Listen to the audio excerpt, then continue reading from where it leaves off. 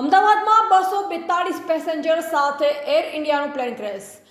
પ્લેનમાં 100 મોતની સંભાવના. સિવિલમાં અફરાતફરી. અમદાવાદ શહેરના મેઘાણીનગર આઈજીપી કમ્પાઉન્ડમાં 171 Air India Boeing plane crash થયું છે. આ પ્લેન 1:38 વાગે ટેક ઓફ થયું અને 1:40 વાગે ક્રેશ થઈ. આ પ્લેન બિલ્ડિંગમાં અથડાયું. આ પ્લેનમાં 200 જેટલા પેસેન્જર અને કાર્ગો પણ હતા. અમદાવાદથી લંડન જઈ રહેલ એર ઇન્ડિયા પ્લેન ઉડાન ભરતાની સાથે જ ક્રેશ થયું.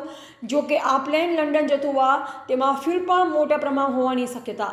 આગ લાગતાની સાથે સમગ્ર પંથકમાં દૂર દૂર સુધી આકાશમાં ધુમાડા જોવા મળ્યા. પોલીસના અધિકારીઓ, ફાયર બ્રિગેડના અધિકારીઓ તથા મેડિકલના અધિકારીઓ ઘટનાસ્થળે પહોંચ્યા. આ ઘટના સર્જાતા અમદાવાદ સિવિલ હોસ્પિટલ ખાતે અફરાતફરીનો માહોલ સર્જાયો. હાલ અમદાવાદ સિવિલ હોસ્પિટલ ખાતે મોટી સંખ્યામાં લોકો એકઠા થયા. બચાવ કામગીરી ચાલુ. આ ઘટના સર્જાતા આ દુર્ઘટનાના પગલે આજુબાજુ વિસ્તારમાં તમામ રસ્તા બંધ કરી દેવામાં આવ્યા છે. જો કે આ સમગ્ર ઘટનામાં મૃત્યુઆંકને સંખ્યાને લઈ કોઈ અહેવાલ સત્તાવાર રીતે મળેલ નથી તથા ગંભીર રીતે ઘાયલ થયેલ તમામ દર્દીઓને અમદાવાદ સિવિલ હોસ્પિટલ ખાતે ખસેડવામાં આવ્યા. ત્યારે અમદાવાદ સિવિલ હોસ્પિટલ ખાતે દોડધામ મચી જવા પામી. સમગ્ર ઘટનાને લઈ સત્તાવાર માહિતી મળેલ નથી. સત્તાવાર માહિતી મળવાની સાથે અમે વિગતવાર નવા અપડેટ સાથે સમાચાર મોકલીશું. મીડિયાના અહેવાલ અનુસાર ગુજરાતના પૂર્વ મુખ્યમંત્રી વિજયભાઈ રૂપાણીનો પરિવાર લંડન રહેતો હોવાથી તેમને મળવા જઈ